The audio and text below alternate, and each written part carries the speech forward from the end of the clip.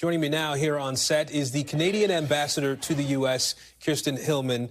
Ambassador Hillman, we appreciate you coming in today to talk to us about this. I know you were in the meeting last week with Commerce Secretary Howard Lutnick. Can you take us inside the room a bit? Did you get any indications that the conversation there was going to be helpful in trying to tamp down tensions and perhaps remove these tariffs or block the reciprocal tariffs?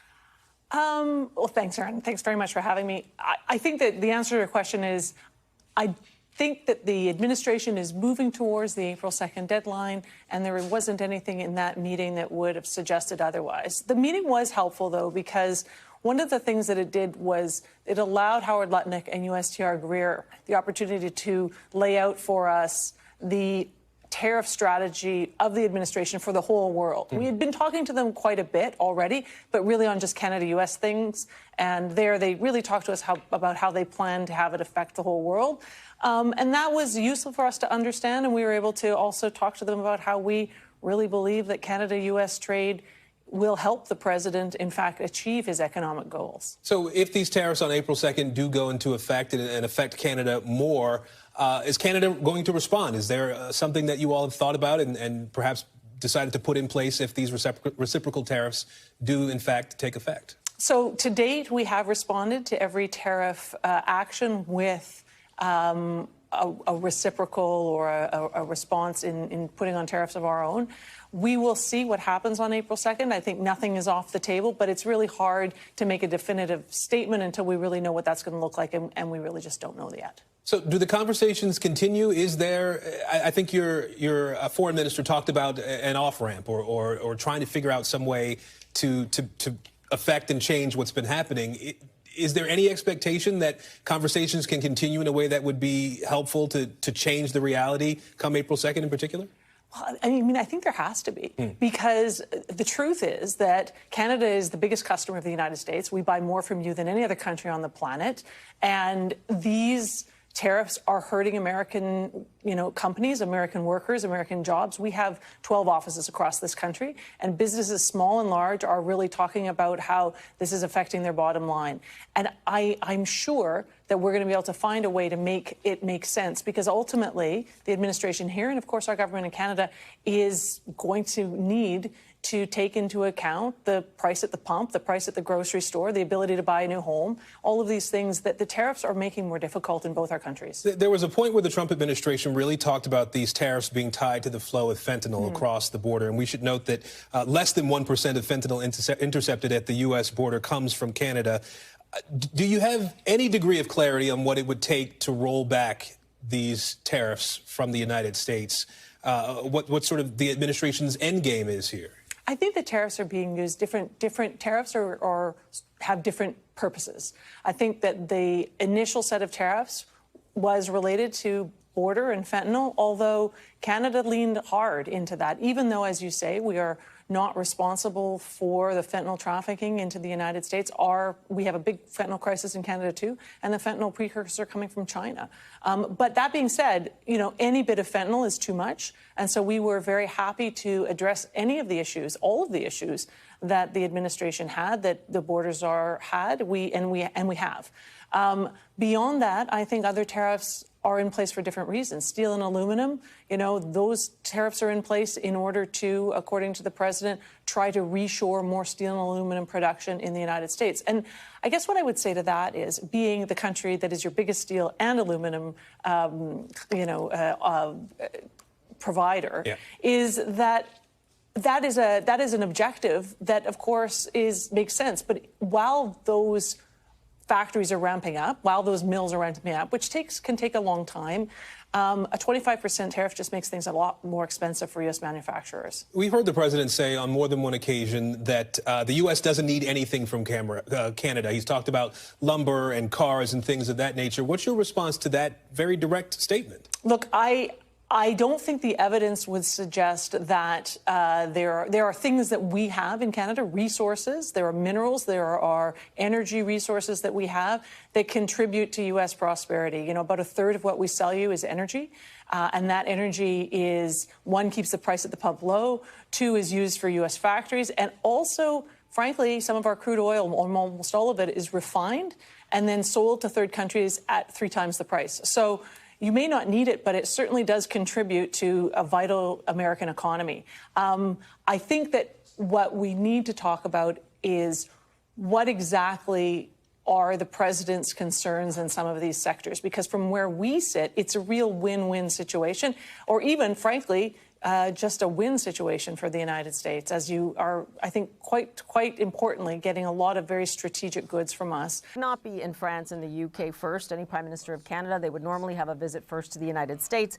Since President Trump decided to, say that he wanted to annex Canada, Mark Carney saying quite forcefully that for bilateral talks to continue, that kind of talk has to stop. They have not even had a phone call, and that was very clear. I will also say that in the UK, he was asked whether or not he discussed with the King or with UK Prime Minister Keir Starmer, whether or not in any way, shape or form, they were going to stick up for Canada in calling itself the 51st state. His answer was, we don't need other people to stick up for us. We're Canada. We'll handle this ourselves. And finally, they are talking about a blind trust that he has just been asked to put all of his assets in. It is a bone of contention because he was the chair of Brookfield Management. This is one of the largest corporations on the planet in terms of investment dollars, and many people seeking answers, although he certainly says that he has done everything by the book and it's now in a blind trust, and all of this was done ahead of schedule. Again, forgive me, Melissa Bell, I do want to ask you directly, as you know so much more about this than I do, in terms of what his meeting was like with President Macron, especially as they are trying to, as they continue to try and meet the Trump administration where they are, right, where they are on tariffs and other issues, including Ukraine. What you thought about that line about Mark Carney saying we, in fact, are the most European of non-European nations? It was a meeting that was remarkably close. I mean, this was Emmanuel Macron, he said, welcoming a friend to Paris and with great joy, and Mark Carney, for his part, making clear that his first visits to France, the United Kingdom, his third day visit will be to the far north in Canada. But these foreign visits were very much about speaking to reliable allies. And this, of course, as you remind our viewers quite rightly, Paula, in the context where this sort of coalition of the willing is being formed to try and figure out how, not just Europe now, but a much greater alliance, 37 countries that are now in talks that hadn't been so closely involved in figuring out how they can cooperate on continued help to Ukraine. Not just Canada, of course, and all the European countries, but New Zealand, Australia, Japan as well. The idea of this visit, I think, is to show very much in line with what we heard Mark Carney say just as he was being sworn in. Forgive me, we go back to London. That for example, Portugal the government of Portugal is taking steps to diversify their supply. What's also in the public domain is a very substantial effort in Europe to so-called rearm Europe, which is a significant consolidation and increase in the amount of defense spending in Europe. Now, that is of interest to us as Canada because as a potential alternative supplier. It creates the potential to create supply chains that mean that Canadian companies are participating in the development of these defense systems, and we are actively exploring. And this, full disclosure, this is one of the discussions that I had both in Paris and in the UK, was the potential participation. Now, the UK is not formally in that, but we can see, particularly given our security posture in Europe, given potential steps in Ukraine, given our own security needs, that diversification of our suppliers in a way that ensures that as much as possible of that production resides in Canada. I also believe we need to ban Donald Trump from attending the G7 summit. Donald Trump should not be welcome here. Why would we invite someone who has threatened our very democracy, our very sovereignty? Why would we invite someone who has threatened our economic well-being? Why would we invite someone who threatens our allies and threatens the world's stability? Why would we allow a convicted criminal into our country? Why would we invite someone who has such disdain for multilateral organizations? Instead, what we should do is use the G7 summit as an opportunity to work with our allies on a plan to resist Donald Trump and his dangerous threats to the world. The first waves of retaliation against President Trump's escalating trade war are hitting the U.S., and the president apparently believes the solution is more threats. Today, Trump threatened to impose 200% tariffs on alcohol from the European Union.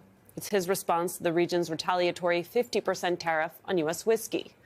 The White House may be downplaying economic fears, but the numbers show Americans are, in fact, afraid. The Dow Jones Industrial Average has lost about 7% of its value this month, and many economists are projecting either slower growth or a coming recession. Well, a Reuters poll conducted this week shows 70% of Americans say the cost of Trump's tariffs will be paid from their own pockets. That same poll found that a majority of Americans believe Trump is being too erratic in his efforts to shake up the U.S. economy.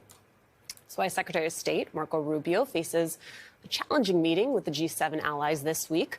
Following President Trump's tariffs on steel and aluminum, Rubio arrived in Canada to meet with diplomats from Britain, Canada, France, Germany, Italy, and Japan, where complaints about U.S. policies are certainly expected.